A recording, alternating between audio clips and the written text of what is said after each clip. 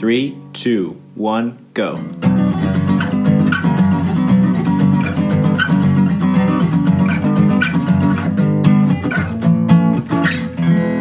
Welcome to Grounds After Rounds.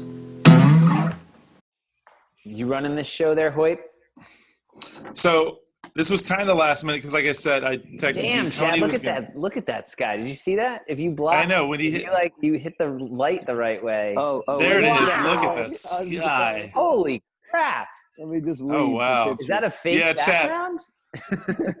Chad, you just need Chad, just stay off to the side so we can admire the view. We can go audio for Chad. Yeah. This isn't recording anyway. I just sit like this. Wow. Yeah. The sun just came out finally. Yeah, beautiful. That view. We'll do that every 5 minutes. Yeah. Did I tell you I knew the family that lived? I think I've told you this. I knew the family that lived in your house before you did. I did you? I think they were. Yeah. So it was an Asian guy and a Caucasian woman. Oh no, you might have known the renters that rented it in between. Oh, that could be it. I knew the renters. Yes, okay, that's probably it. Sure. I knew the renters. Yes, they had a couple of years of renting this place, Mm-hmm. and so yeah. I never knew any of those folks. Yeah, it was. So this family I knew that was there.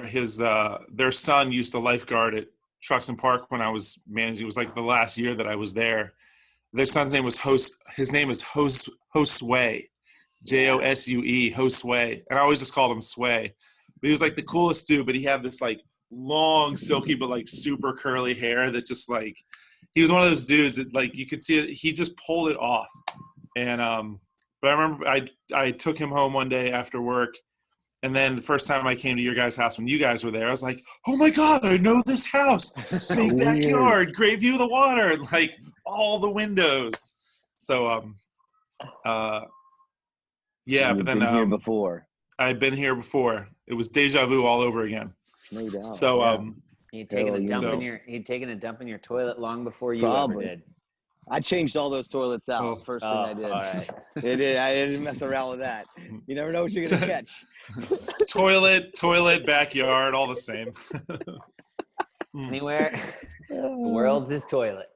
Yeah. So, yeah, cool. So yeah, thanks for like being on last minute. Like Tony was going to jump on today, and he ran into something last minute.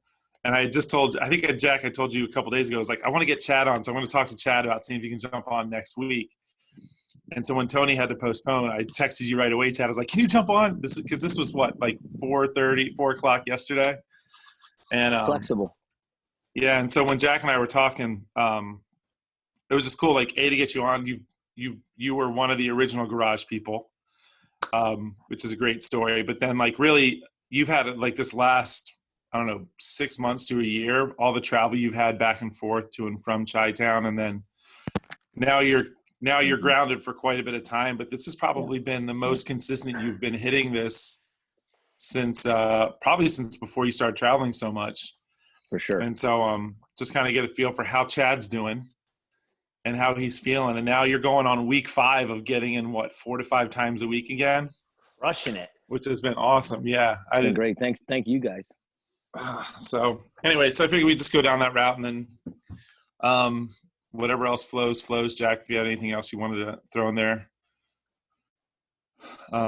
Jack wants to leave. Never mind. Jack said, screw it, I'm out. He goes, oh, we're done? And he's back. There he is. Dogs are being idiots today. Okay. Yeah. Well, that's why I sat outside, honestly, because I got they're all thrown for a loop. They don't know what's going on because Nicole left early to take our midshipman to an appointment at Bethesda. And so they usually get walked by now on Tuesdays by Nicole, but they haven't gotten walked. And so they're wondering, like, why am I not walking them? And I'm out here. They want to keep coming in and out. And so I let them out, and you saw that debacle. And so now they want to go back in, and I'm sure I'm going to have the door scratched in about 5 seconds. Would you tell them just go bother the boys? Where are the boys? Yeah, good luck on that. Yeah. Just go start pounding their door. That's a fight. A daily fight. Whose day is it to walk? You're going to walk. Yeah, I bet. I don't want to walk them. They come back 5 minutes later. I took them for a walk. They're like, I'm gonna kill you. All right, I can't kill you. That's murder, and you're my child. Yeah. I don't want to yell at recorded. you, right? Because you're just gonna look at me like, "Why are you yelling at me, Dad? This doesn't make any sense. Like, I don't understand." So I just don't feed him, right? Just turn off the. I just turn off the internet. That's the way to do it. There you go. Oh, that's the way to do it. That's how we would That's get. good. That's how we would get Andrew down to dinner. You know, he'd call up. Oh yeah, dinner, for sure. Still doesn't come. Still doesn't come. Dinner doesn't come. There's a switch. There's just a little flip. Yeah. Just switch. 3, 2, 1. Boom. Boom, boom, boom, boom, boom, boom, boom, boom. Hey, what happened to the internet? It's dinner time. Awesome. Perfect. I'm going to write that down. Yeah. Parenting tips. But enough about me. Let's talk You about got to do it. Cool. I want to talk about Chad. I was trying to do it, Toby Keith. I couldn't. So cool. Well, I think we should go ahead I think we should now officially kick it off. Oh, we did. I think we were already in. Okay. Hi, I'm Eric. That's Jack, and that's Chad. And you have coffee today too. I saw that. I do. Yes. This is an iced cold brew with some sweet cream in it. Oh, nice. Because they're out of the their nitro tap isn't working. And speaking of which, Zoo officially closes tomorrow. Oh. Yeah. Wow. Zoo Coffee closes tomorrow. Their days were numbered from the get-go. Yeah. That's a shame. As soon as Starbucks went in. Yeah. Kind of Meg, felt like Meg was saying how she feels. She's like, oh, I'm really sad that they're closing. I was like, yeah, I feel sad, but it's also like, I probably, of every 10 trips I make out for coffee, 9 of them are to Starbucks and 1 is to Zoo. And so it's like, I feel bad, but the writing has been on the wall, I think, since Starbucks went in. I think Zoo could have made it work too. If Zoo like really had put in the effort to like be the community coffee shop, and like, I think they could have maybe given that place a little bit of a facelift and stopped labeling everything with Post-it notes. And I think it could have been a thing. And Post-it notes, huh? I mean, that's what it was. So the staff was always wonderful, but I think they just, as soon as Starbucks went in, I think they just rolled over, honestly. So it's kind of sad, but I have Starbucks this morning.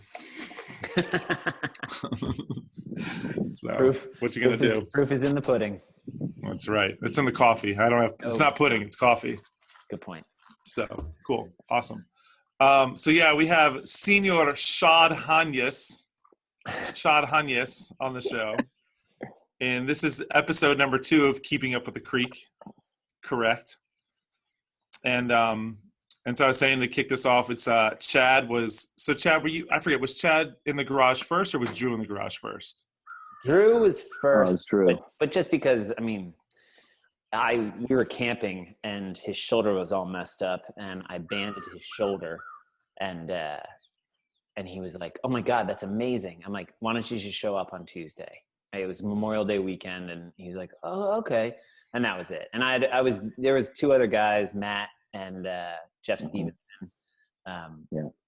Sue would come from time to time. But then Drew and Chad were within, dude, you were like June of that year, like 15, something like that. Yeah. I think we talked after the kids, Soccer season or something. It was soccer, or we were up at the elementary school, I think. Yeah. And it was the end of the school year. Yeah. And I had heard, I think, from Sue what you were doing, and that's where it started. Yeah. And so he showed up one morning and was like, "Do it," and it was awesome. It was a running workout too, I think, was your first, if I remember correctly. And I'll never forget, like, after the first day. No, I think it was wall balls, and I'll never forget you saying to me, yeah, you should be able to do CrossFit like every day. And I was just like, did he just say that? Like, who would say such a thing? Oh gosh, it was funny. And look at you now, 5 days a week. Look at you. Oh yeah, Man. No, it's been great. It's been super awesome to be back and be consistent. It's definitely been one of my biggest challenges, with with my routine in my life, but what you guys have done with these Zoom WODs has been extremely important to me and to the community. So thanks again. So what was your athletic background? Like, did you grow up playing soccer, 3-season sport guy? Like, what were you? What was the? Yeah, I struggled with sports when I was a kid. When I was younger, I always was very envious with other friends of mine who were, I guess, more athletic, more naturally prone to be athletic, and maybe had a bit more physical activity in their lives, with respect to what their families would do. Perhaps, my family really wasn't into a lot of hiking and biking and a lot of outdoor activity. It wasn't really until I'd say probably end of elementary school. I had been playing soccer, I'd say at a pretty low level. And I went off to, my mother went to Sri Lanka, which is where she's from, to visit her family one summer. And my father sent me off to Virginia Tech. He didn't know what to do with me. He sent me off to Virginia Tech sports camp for like 5 weeks. I had never been on the way camp once in my life. And it was the summer before 6th grade. And he sends me off to this sports camp, and I'm there on campus for I think at least 4, maybe 5 weeks. It was a very long time. And it was awesome experience for me. Physical activity every day, some classes, but mainly you majored in a sport. In the morning, I majored in tennis, and then every week you rotated through 2 different minors. It was phenomenal. I came back from that experience, I think probably 15, 20 pounds lighter. Yeah. And that was kind of the beginning of it for me. And I played competitive tennis all throughout high school, varsity tennis. We were regional champs, made it to the state tournament pretty much every year. Never quite was able to bring home the title. But that was it. In college, I'd say fell off the wagon, like I think a lot of kids do. Or is it, I can't remember which way that saying never goes, really. I think it's off the wagon. Yeah. It's off the wagon, because if you get picked up by the wagon, you can't drink on the wagon. But if you fall off the wagon, now you're free to do whatever you want. Well, there you go. That's what happened then. And so I think what happens to a lot of kids, and that freshman 15, all those things, those are true. And it was one of those situations. And but then you got to struggle back to it, and so that's sort of what happened. But I'd say since having kids in particular, it's there's been a in wanting to keep up with them and do things with them and do things with your family and obviously stay healthy as you get older. There's a different motivation for fitness now, which is, to me, is for longevity and to be able to do what we like to be able to do as a family and with our friends. So it's I'd say CrossFit has been awesome for me, because it's really been that enabler and something that's been very enjoyable. So it's been super. So I have a question. So being as scientifically minded as you are, we always kind of talk about the methodology behind it, or sort of that observable, measurable, repeatable side of it. Like, give us sort of a sense of, do you buy it? Do you know what I mean? Like, do you buy it from sort of that's one of Glassman's things, is he's kind of the not a contrarian in the sense of, but he does not trust things that he can't observe, measure, and repeat. And so that sense of, like, we make claims, or sometimes the program makes claims that it is more efficacious than, say, something else out there. Does your sense of, I feel like you are a very objectively cynical person when it comes to, like, false claims of efficacy. Yeah. Does that make sense? And I mean that complimentary. Like, no, I trust your sense of, like, well, I don't really know if you can say that. And for Which I've heard him say just like that before, right? too. Because, but because that's the word, like you have to live in that world. Like you work, That's exactly live and work right. in that world where like zeros and ones. yeah, like Yeah. it legit, Yeah. like, you know, you always have to separate like, well, what's the marketing narrative you're trying to sell me and the actual science behind this thing? Can I actually do it? So like, I guess what I'm asking is, could put sort of CrossFit through that metric for yourself of, do you buy it? Well, first off, I'd say like this, just to start like the conversation. It's a great question. I think, and you're exactly right about me. I mean, I'll tell you an anecdotal story just to kind of get it going. You know, before I went to start my postdoc, I was going to work on a particular enzyme. I'm not going to go into the details. And That's what I mean. This is what I'm looking for. This thing has decades of research behind it. And so I printed off probably, you know, about 100 of the most highly referenced papers on the topic. Many of them were authored by the lab that I was going to in California. And so I walk in with the stick ass binder. You know, this was 2003. You know, I show up in California and walk in with this thick ass binder. And my advisor had been collaborating with another guy, an emeritus professor from the University of Minnesota, who was retired and who was there as an advisor to the project. And he was basically going to be my advisor. And I walked in his office and I sat down and I said, I've read all these papers. I said, I'm ready to go. And he looked at me and he had real long white hair and white beard. He said, you need to put those away. I was like, why? He said, because you don't know enough to know where the bullshit is in those papers. And I think as a scientist, that is fundamentally true. And it's not that people are bullshitting you. It's just that, did they run the right controls? You know, did they use the right reagents? Did they ask the right question in order to set up the right experiment in order to get to that, you know, purported observation or conjecture? So, you know, science is always changing, and that's the beautiful thing about it, in the sense of, you know, you have to always test the narrative, and that's what we always do. And I think, you know, if you look at CrossFit that way, I'd say it will be that way with CrossFit as well. I think there will be some things that will be more reproducible and true, so to speak, than maybe some others. And over time, the experiments, and I think in particular, I'd like to see a lot more rigorous, quantifiable data, but I think it's coming. I think the potential for what CrossFit clearly is capable of doing to these athletes that we see on television, and what they're capable of doing as human beings, is amazing. And so there's clearly something to it. There's no question about that. And so I'd like to see, you know, the NIH and others, and clearly even the DoD for that matter, I'm sure, be very interested in really digging into the details and really putting some serious funding behind some rigorous research in the area to help validate and also move the field forward.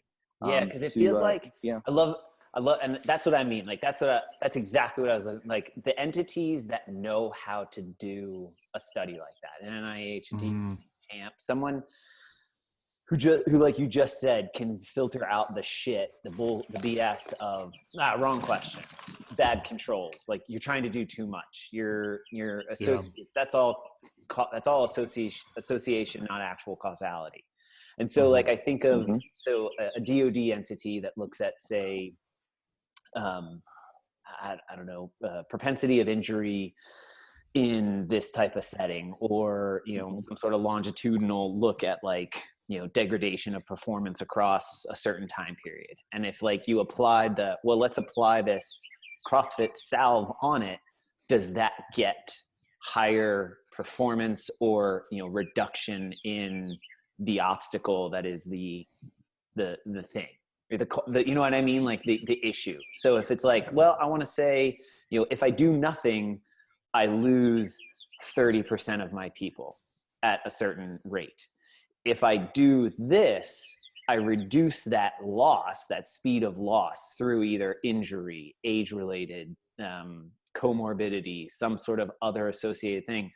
Oh, wow. Well, I know that it worked to reduce loss, but then in like the next 3-year study is why? Like, what was the mechanism? Was it improved cardiovascular respiratory? Was it just community? Was it just consistency of coming? Was it like all these other things? Like, we're talking decades of, it could go on forever. Exactly. and it always does. Right. And you know, the biggest complexity is, you know, obviously your model organism is a human, which is not like you know, it's not a microorganism in a petri dish, and it's not even a mouse. You know, it's a human, and humans are out here even in my day to day. You know, if I'm a test subject, you know, how am I isolated, and what am I eating, and what am I doing, and what am I exposed to myself to? So it's complicated and you go on forever, but I think there's just so many opportunities to figure this out. And I think it's a really exciting research space. And so that's actually my question back to you now too, is so, okay, thank you, by the way, that was so much fun. So apply that to you. Like you were pretty consistent when we first started. Life changes, we come and go, we ebb and flow. A variable has changed, clearly. You're home. Consistency has gone up for you. And this, you know, the consistency of your compliance, your voluntary compliance. Is it just the matter that you're stuck at home? Like, is there, like, if you were to tease that out for yourself and say like, yeah, that's the big mover, but is there other things that seem to have driven you towards being able and voluntarily wanting to keep coming more often? Yeah, that's a great question. I mean, I'd say there's a few drivers. I mean, you know, it is a big deal that we don't have anything else to do. You're not traveling back and forth to Chicago.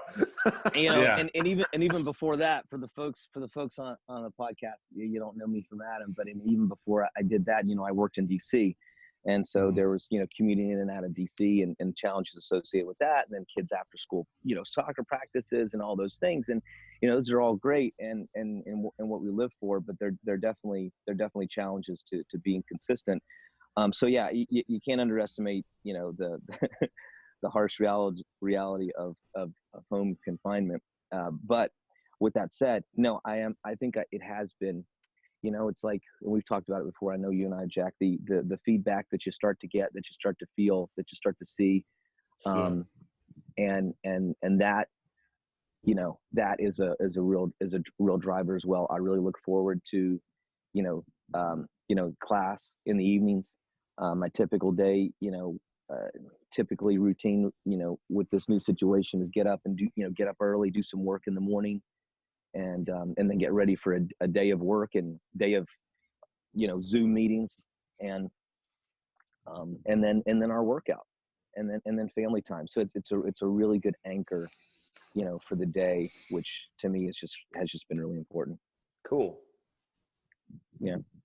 You don't find that doing it at night gets you all jazzed up and you can't go to sleep, or is it like a you know what I mean? Like I would, I don't, for me personally, I don't know how that would look and what that would feel like. I'm a morning person, so I always am intrigued by the people who can work out at night. Yeah, that's a great question. I mean, you have to kind of come down a little bit, and usually, you know, that's dinner time, that's relaxing a little bit. But I tell you one thing that's been, and this is probably very highly multivariable, but yeah, I've been, you know, you know, falling asleep real well, but then, you know, sort of waking up, you know, and then having more difficulty getting to sleep. That could be other things too, you know, all things considered. But no, generally speaking, for me, it's not a big deal to, there you are. It's not a big deal for me to work out in the evenings. Cool. Yeah, I like 9:30, and I think 9:30 is still the like perfect spot. I think for me. Always, I agree. Oh my God! That is like, that is that's the best spot. Sweet spot. Yes. You can really crush it at 9:30. Yep. You know, And I do feel a little sluggish sometimes when I first get going, those 6:15 workouts. But That's 6:15. I always say, I think some people look at like the early morning classes and they're like, God, that's got to be so hard getting up so early in the morning to work out. But I say, I feel like that 6:15 p.m. class has to be the hard. I feel like personally that's harder because now not only are like you tired, which people tend to be early in the morning, but now you have this entire day piled on top of you and giving you, and all the things saying in your head, like, oh, I've had such a hard day. I'm kind of tired. Maybe I can get some rest today and give it a go tomorrow. I feel like showing up for a 6:15 class takes so much willpower. Whereas I feel like early morning, I've done both sides. The hardest part for me personally, the hardest part about an early morning workout is just getting up. And then once I'm up, I'm good to go. Yeah. Evening, it's hard. all the voices in my head saying, you've had a long day. You've done plenty today. You'll be fine. Take the rest of the day off and start fresh again tomorrow. Yeah. So it's getting them done in the evening. Like you said, I'm the same way. I work out in the evenings. I'm a little wound up. It takes me a while to come down from that, regardless of how many burpees were in the workout. I'm not mentally tired. I may be physically, but mentally my brain's still like moving. Jacked. Yeah. Yeah. Thinking about jacked and thinking about Jack. Oh, that's usually what my head. Who isn't? So what's your guys' setup look like down there? Are you, I know Steph, cause I'm usually in the 9:30 with her. Do you guys share the same space? Do you did you establish your own sort of like pee in the corner zone? Like this is my zone, this is your zone. Like how'd you guys parse out the house? I mean, we don't usually overlap with our workouts, but when we do, we did 5:15 on Friday together. Okay. And there's enough space to pull it off. Ping pong tables folded up against the wall, and there's really plenty of room down there. It's pretty much a dedicated space to that, and so we're lucky, right? We're lucky for that. Kids go down there and do their workout. Obviously, the beast workouts have been really important for Max. And even through their soccer club, they're doing. Oh right, yeah. I've been impressed. Yeah, I've been impressed by, and I'm sure Next Level's doing the same thing by United. Like they're having like Zoom meetings in the afternoons and nights with the soccer or with the goalies and stuff. Like they're cool. They've done a really good job of leaning into this. Like, I legitimately feel like we're getting our money's worth in the sense of like Maddie has weekly drills.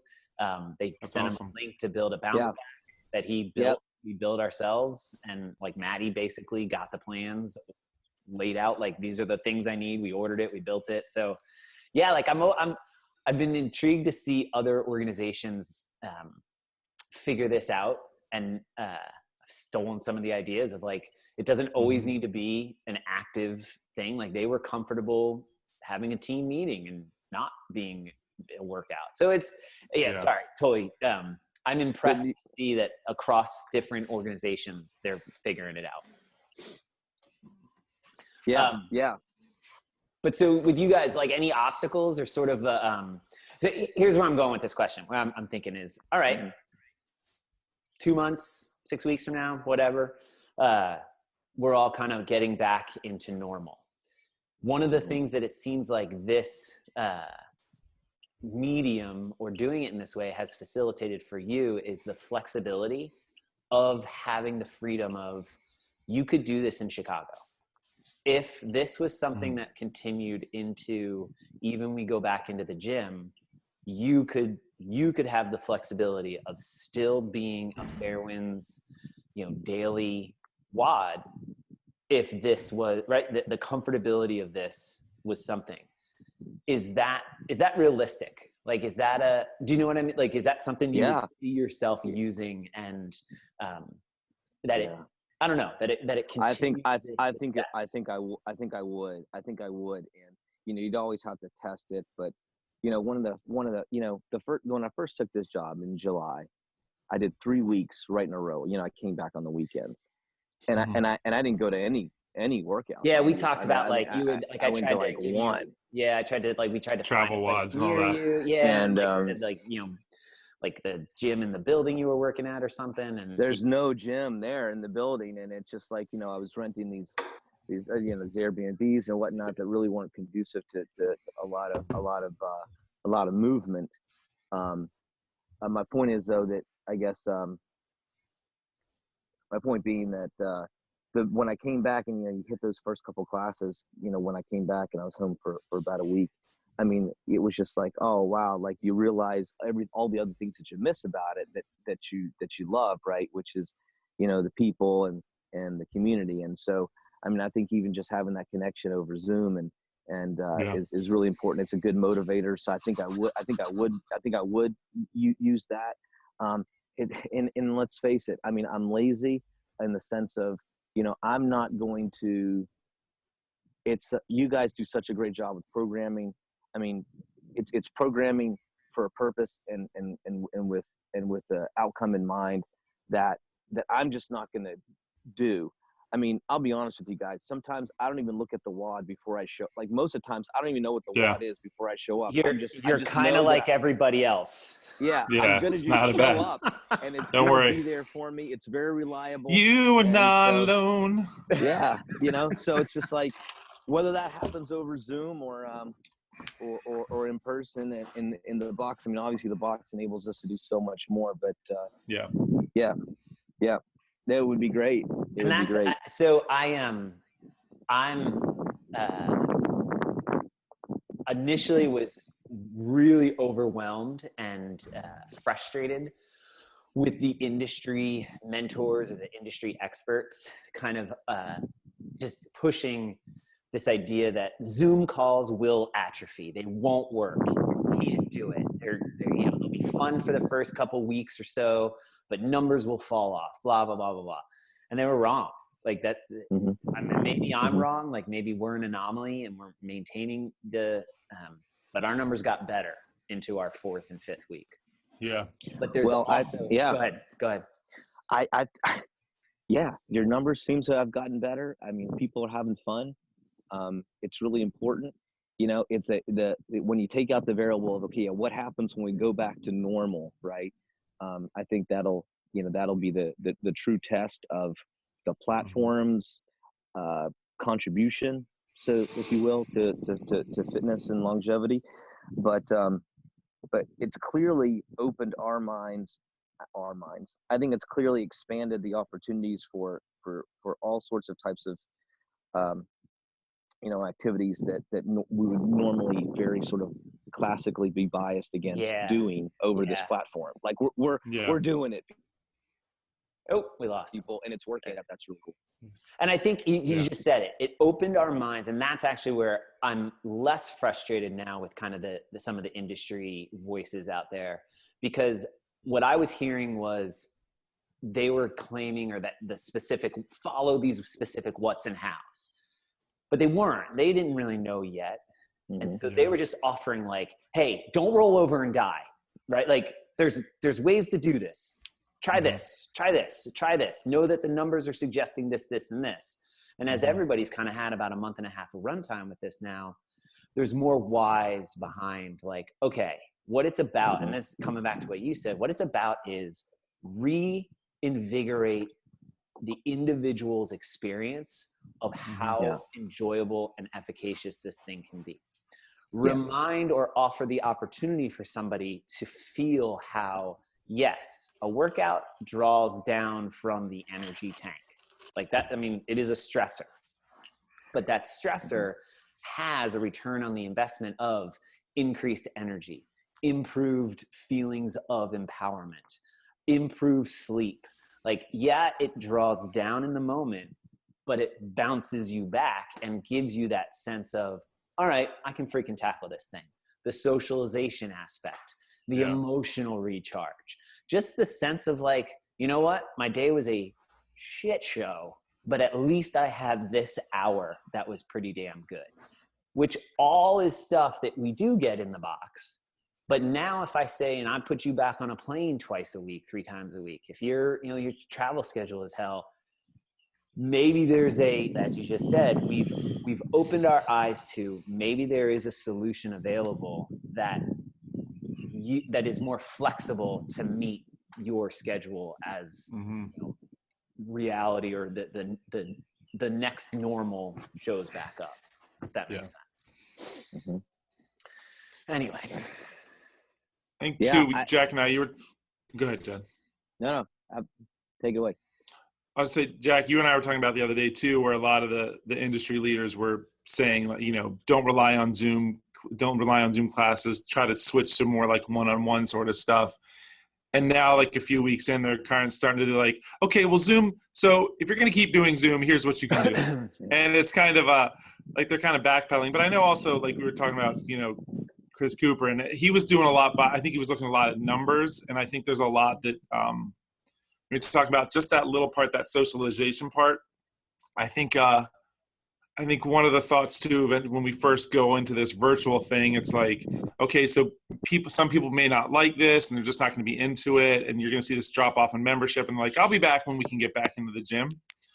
And, but I think that socialization part, people are starting to figure out you can still get a very good workout with very minimal stuff. You don't have to have all the bells and whistles that a gym is, even though that stuff is nice. The socialization part, and that it is actually probably feel like it's actually working. But it's also the idea of like, where else are you going to go? Like, if you're like, it's kind of it's either like, especially right now, it's either this or nothing.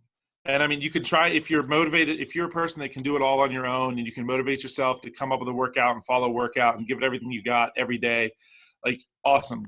Like that's a really great trait to have. Why would you have been coming to the box to begin with? If that was yes. And I think that, Chad, you said it perfectly too, of you called yourself lazy, which I disagree. I think it's more of we are a self-selecting group. Anybody can do CrossFit, but that structure and that style might not be for anybody. What we have found is as our box and our community, most people, as much as I'd like to say, like, I put all this stuff out for you guys. Like, I put the links there. You can, we release the WOD a day in advance, or 12 hours in advance, and blah, blah, blah. I actually love the fact that most people, and I'm a seller under the bus because I absolutely love her, but Genevieve shows up yesterday morning to the 9:30 class, and Shelly is awesome, and Genevieve is awesome. And because she's not going to be like, she is who she is. So she showed up, she's about 2-3 minutes late. Awesome to see her. I love the bing, she's in. Yeah. And Shelly's like, hey, Genevieve. We're all like, hey, good to see you. And so Shelly's already done the WOD brief. And she goes, Genevieve, did you look at the WOD before you came? And Genevieve just kind of goes, no. Yeah, that's No. But at the same token, she'll just roll with it. And you know what I mean? Yeah. So Shelly just quickly tells her what it is, whatever. And she's like, oh, okay, cool, good. And she even halfway through the workout asked, she's like, can I do something other than jumping jacks? I hate jumping jacks. And Shelly's like, well, do they hurt? You want to do it? And Genevieve's like, no, I can do them. I just hate them. Yeah.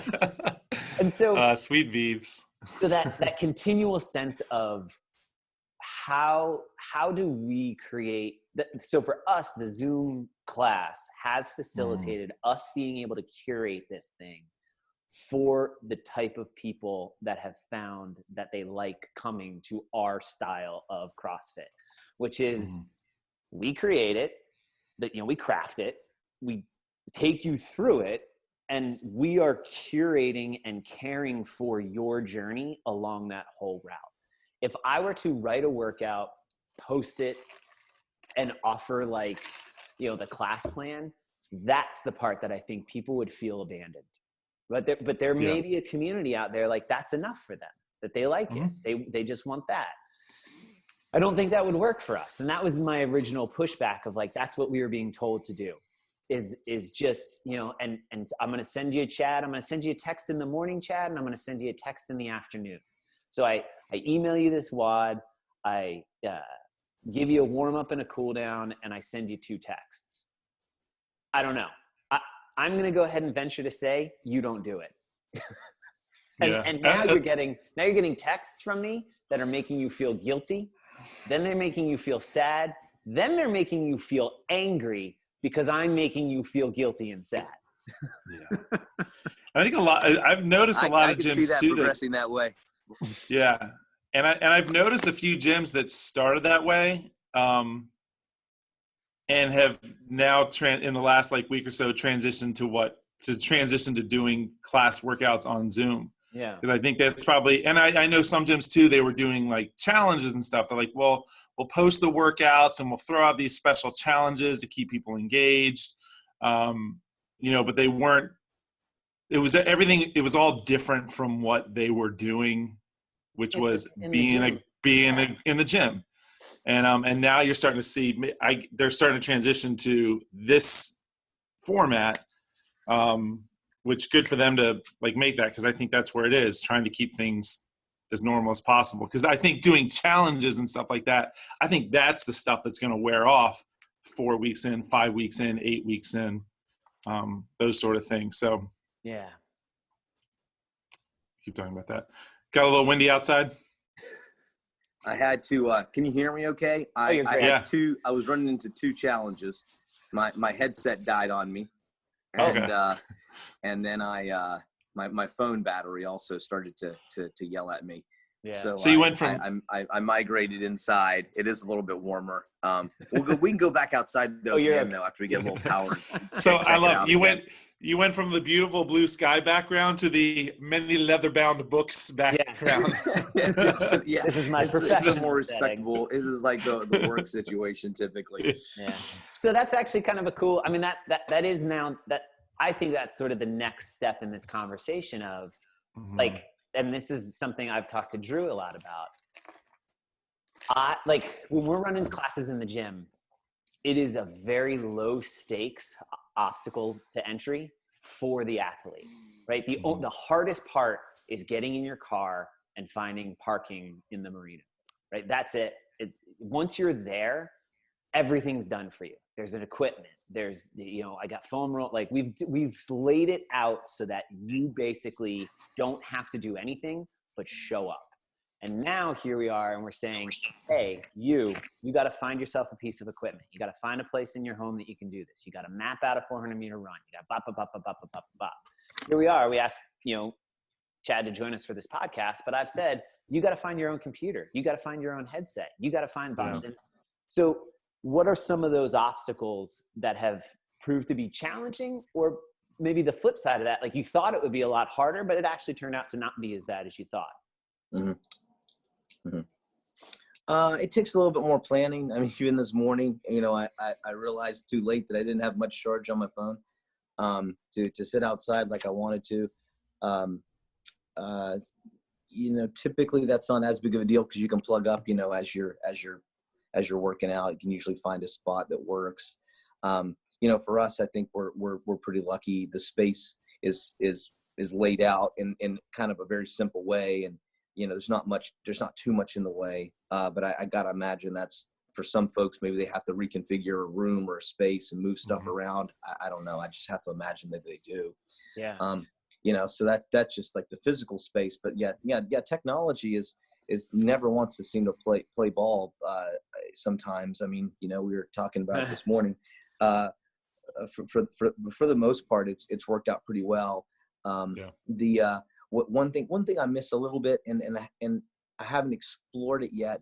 Although we had some good tips on the town hall meeting for how to, play music over Bluetooth speaker or whatever. The WADs are a little more quiet, clearly in that sense. It's good. It's just good background stuff. Music is always good. And I know what you guys say. If you're listening to music, you're not working hard enough. And that's generally true. I think that's generally true. There are a couple songs that might get me going more than others, but it's, it's a little bit of it's certainly a different feel to it. With the current setup that we have. So I'd like to explore that a little bit more and sometimes it's not about being able to hear music. It's just not hearing myself grunting and panting and crying. That's why I always mute.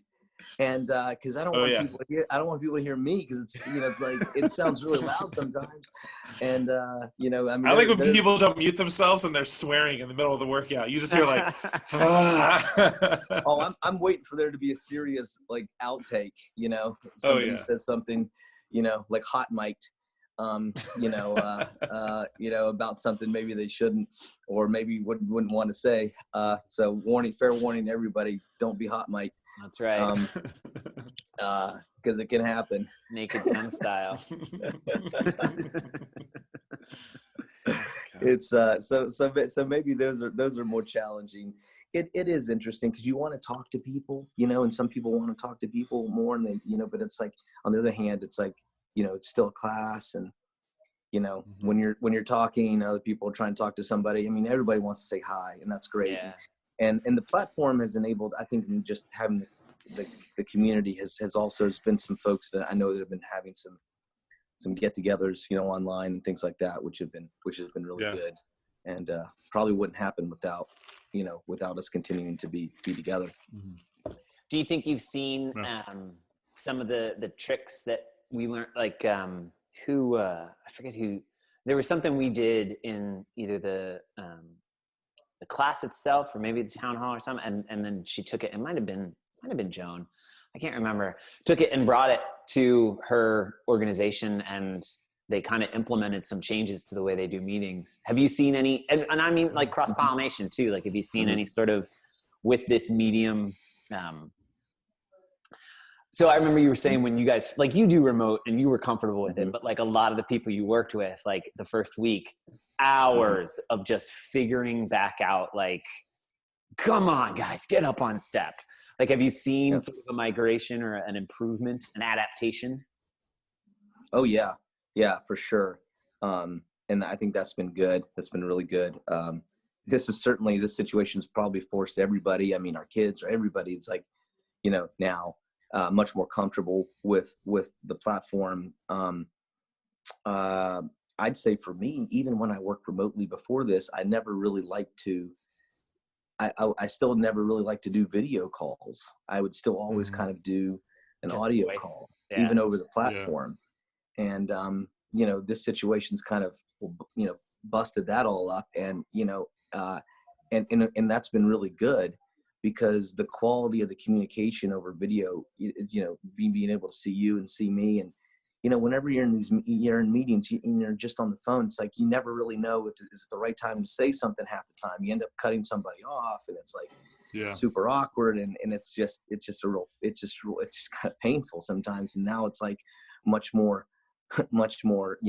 natural in that sense that, for us to do this. And, for me, I hope, we'll see what happens, but, I hope that, because of everybody's now sort of increased awareness and ease and use of the platform and things like this, because of this situation, that hopefully, I may not have to travel as much to Chicago, which would mean I'll be in the gym more. So, we'll see, that's one thing I'm hoping comes from all this is people are starting to see the value in if you do this right, you can do a lot of stuff virtually and save people a lot of time and money and having to get from point A to point B. And it's also good for the environment, I think. Yeah. But I mean, that's right up that again, back into your alley of expertise. Yeah. I mean, I saw some article about, sorry, I totally interrupted you, Eric. No, but that's wrong. Go ahead. The decrease in pollution in a lot of these places. Sure. But of course, then I read the other side of the article, like, yeah, it looks great, but when it comes back, be careful because they're gonna remove all these restrictions to boost the economy, and it could be even worse. Look, here's this example of in China and blah blah blah blah blah. So I don't know. I never know what to believe, Chad. Just tell me what to believe. I mean, it's the planet is probably breathing a little bit more deeply right now than it has recently. Oh, there's some irony in that, right? The planet imposed upon us a pulmonary disease, so it could breathe deeper. Ooh, it's the happening. Yeah. Just like Mr. M. Night Shyamalan. Well done, Eric. Yeah. No doubt.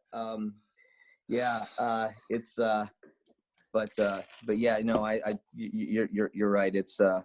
It is useful. I think, yeah, the balance is, it's like, not the balance, but it's, how do you all make it all work moving forward? And, I think, you'd like to think and hope that folks will, this will be an extremely memorable experience.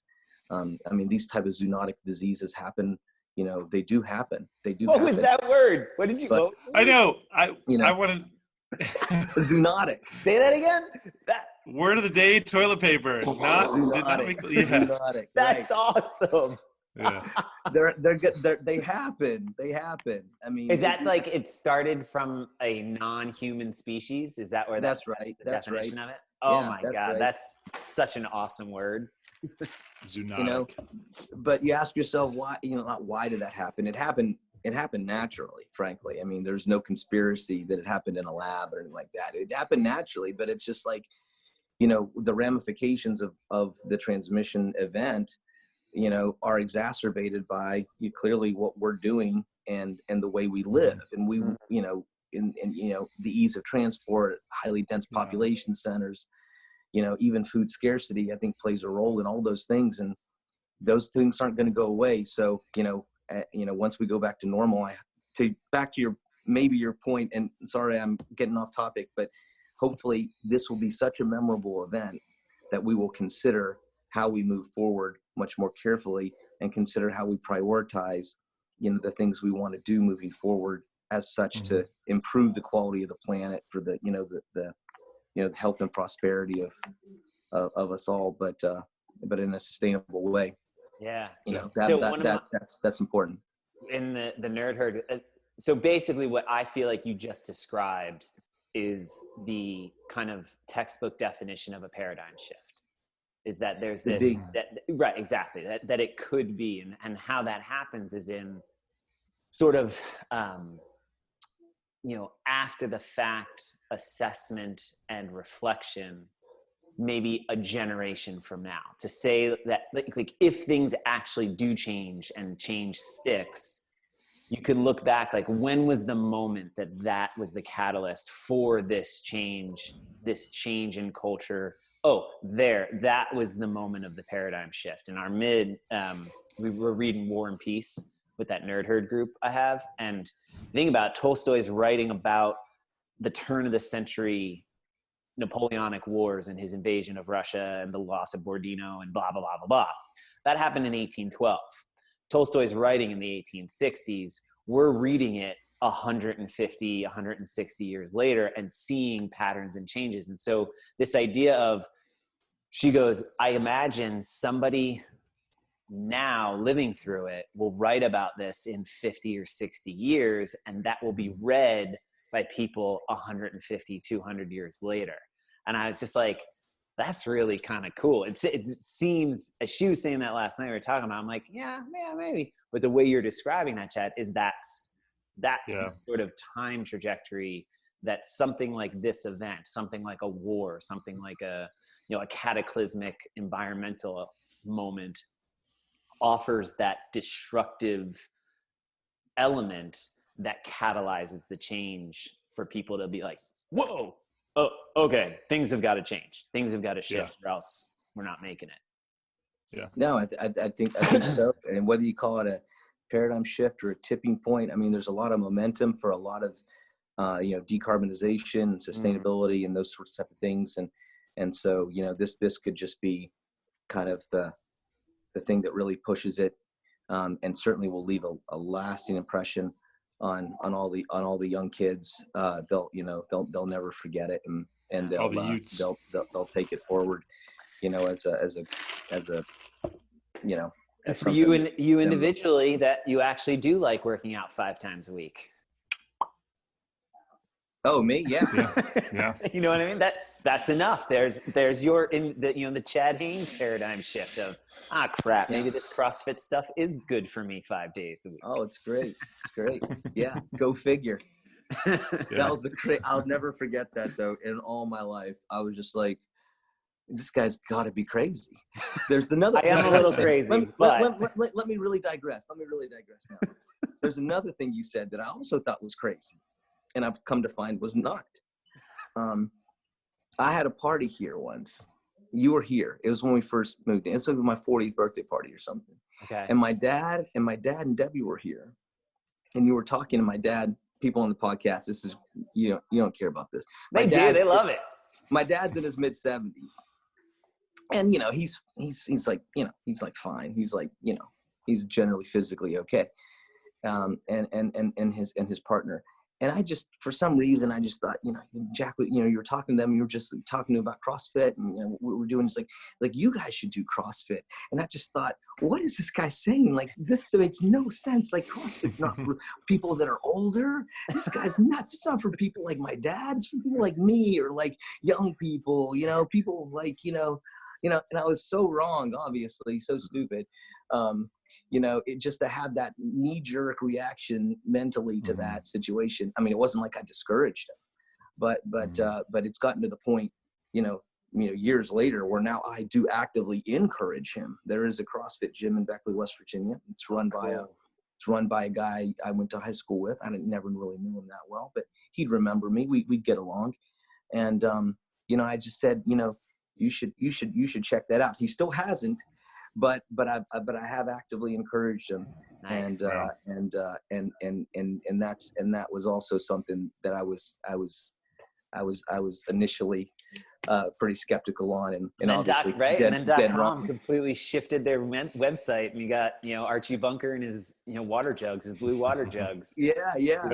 That probably took some people off guard, but I mean, it's just like, honestly, the benefits, if the return on investment for those folks. Huge, could be huge. Yeah. I don't know how 5-10 years on their life. Who knows? I don't know. I'm making that up, but certainly they'll be healthier. I don't know how much I, Glassman's style of that most recent. He's at one of the medical schools. He might, I forget which one. He's standing in front of the chalkboard and he draws his 5 buckets of death, and the idea of this, that the population that Corona hits, that it becomes so dangerous so quickly. And it's not to say that even somebody in their 20s who contracts it should not take it seriously. It is a serious, and we talked about that a while ago when we were out to dinner and before we all got locked down. The speed and the violence with which it attacks pulmonary tissue is what makes it so dangerous. But as Glassman says, the comorbidity of this thing with somebody who has one of these other lifestyle diseases, type 2 diabetes, obesity, arteriosclerosis, blah, blah, blah, blah, blah. That it is when somebody has one of those, they are actually more likely to have one or more of the others rather than less likely to have only one of them. That is the breeding ground for something. And he draws the little picture of the viral jumps out of the viral bucket and lands in the lifestyle bucket. And as he says, you've got now a trash can fire happening here. I think his delivery is, as always, a little acidic, but at the same token, there's something there. And I think that's, again, proves the point of this is a habit, lifestyle change prescription that has all of these ancillary and downstream improvements on all this other stuff, that somebody who decides that they want to do CrossFit and they're going to go to a 5:15 a.m. or even a 5:15 p.m. class will make a better decision the day before of, I can't have those beers. I can't eat that crap because it makes me feel like junk the next day, and I want to beat Bob in the gym. I want to, beat Sally's score.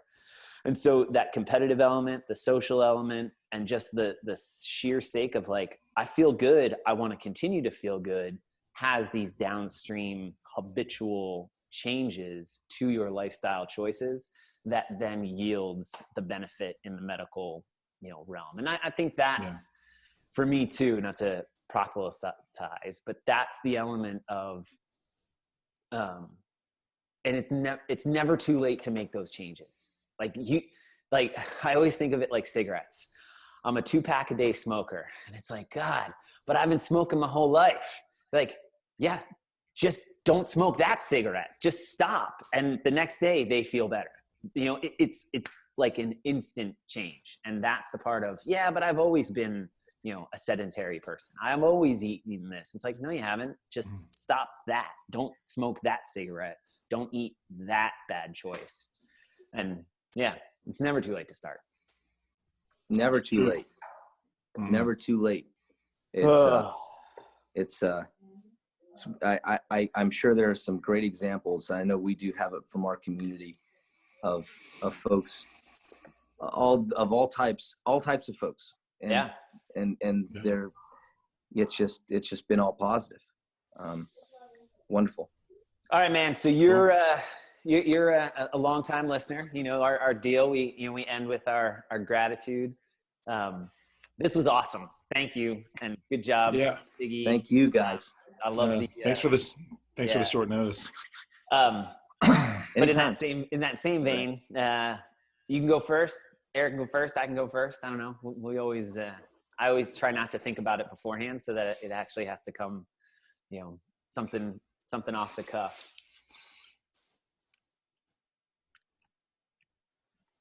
Chad, you want to go? Awkward pause. Oh, I'm going Chad, first. You can if do you want to go first? Or you can tell us to. Well, we have Eric or you can tag one of us in. Going first. Yeah, Eric, go first. Okay. I think for me, honestly, it's after this last week, I think I'm going to just go ahead and say like CrossFit is my gratitude. Not just because it's given me this great avenue to do what I love as an occupation on a daily basis.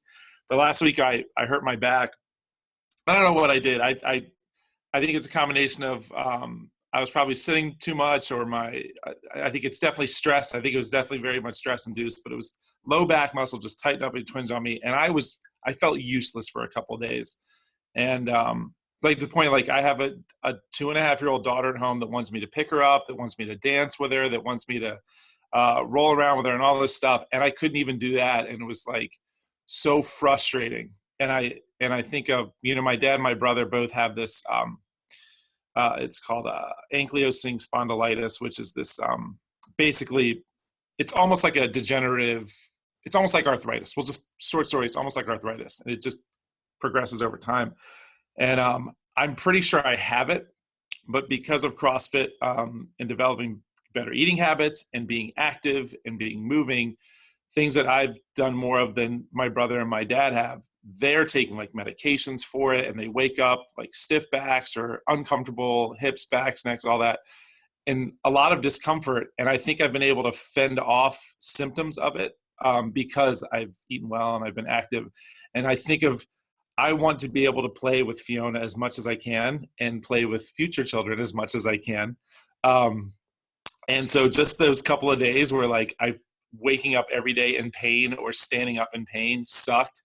And now I'm feeling a lot better. I'm just like doing this and finding this and helping kind of fend off this thing that is apparently in my genes. I'm just so thankful for it. So I can keep up with the people that I want to keep up with. Awesome. So that's my short one. That's super, man. So that's super. Well, I'll piggyback on that. Mine is actually Fiona for the absolute train wreck of a chalk map. Oh my she God. left in the gym. And I just love the so when I exited out of the gym, when we got shut down, we made the deal. Like, it was like, all right, the gym was going to be Eric's space. Like, that was going to be his, and I'll tell you, and we canceled the cleaning service. Like, everything's done. And I was just like, I actually have zero like feeling of like, oh God, is it going to be a mess? Is it going to get taken care of? Like, I don't care. Cause it's not my, like, I'm able, like, it is legitimately not a space that I need to worry about. And I came in the other day, and I mean, it's a mess. No offense, buddy. But I mean, it's just like, oh, I'm not the most organized. Yeah. It's like, I mean, I feel like it's a visual manifestation of the way your brain works. It works for you, right? You got cords going everywhere. There's just like stuff, like things just, and he sends me a text after, like, I came by on Sunday to grab some stuff, and, hey, did you take a 35-pounder? And I'm like, 35-pound what? Barbell, dumbbell, whatever. He's like, never mind, I found it. I'm just like, I know that. And then he posted the chalk, and I'm like, oh, it's freaking great. Like, it's just absolutely great that I love the freedom with which it's offering sort of this, like, if we were monkeys, my side of the cage would just be like clean, no banana peels, everything's good. Eric's side of the cage would just be a complete, like, absolutely, and we'd both be absolutely happy. And so it's called organized chaos. Yeah, it's awesome. Yeah. And it's awesome. And I love that Fiona finally found something that was just like I could feel in you this, like, really, with the chalk? Like, chalk is the thing. Like, that's your kryptonite. And I love it. She took it and like broke off pieces and went, it's snow, and like threw it straight. She was like covered in chalk. And I was like, no, Fiona, it's not. I literally said to her, I was like, no, Fiona, it's not snow, it's chalk. And she goes, it's not chalk, it's snow. And I was like, whatever, you're cute, I'll let it go. Like, that's the conversation I had with her. That's why she is my gratitude, because she pushed you to where I get pushed every day with the gym and the cleanliness and whatever. It's just, and it was great. And it gave me a laugh, and I felt for you, but I also was like, oh. And anyway, it was awesome. She was awesome. You were awesome. That picture of her in the cage, though. She did that herself. She crawled in herself. So there you go. So there's she my likes being in Fiona. the cage. Yeah. Fiona was my gratitude of, well done, girl. Well done. Yeah. That's great, guys. That's awesome. That's really funny. Yeah. I'll keep it simple. I would just say, I mean, besides all the obvious things in our lives, I mean, all three of us, I think, are very, very fortunate individuals. But certainly this the opportunity to stay connected with the community, the opportunity to continue these workouts, I'm very grateful for. I truly am. I'm not exactly sure. I mean, I would not want to see the control group that doesn't have this for me. And, fortunately that's not something we need to see. And so that's the good news there. But I wouldn't want to see it. I don't want to see it. I was talking to a colleague at work the other day over Zoom, and we were joking, but we're dead damn serious. I mean, there's a lot of people, there's some people that are going to come out of this, stronger, literally. There's some people that are going to come out of this really, really messed up. Mm-hmm. And so, it's just, thanks for giving us the opportunity to continue to do this. Thank you, man. Thanks for coming. You guys are keeping it going. All right, dude. This was good. You got a joke? I got one. Hey, yeah. You know what? Do you know what animal is smarter than a parrot? What? A spelling bee. That's good. Oh man. What's yours? Oh, I just forgot the punchline. Damn it! It was on the Dad Says joke one. It was I got my butt kicked by 13579. I was odd man out or something like that. Dang it! It's gonna take me too long to pick it up. I totally ruined it. I had it. You distracted me with the spelling bee. All good. Yours are always better than mine anyway. Usually whenever I tell one to Nicole that makes her laugh, she'll be like, that was Eric's, wasn't it? I'm like, yeah. It doesn't matter because it wasn't mine. It's not mine. Awesome. Cool. All righty, Chad. Good catching. Thanks, Chad. That was awesome. Really good talking with you guys this morning, and enjoy your day. And we'll see you later. All righty. 6:15. That's right. Or 5:15. See you today. Later. Later, dude.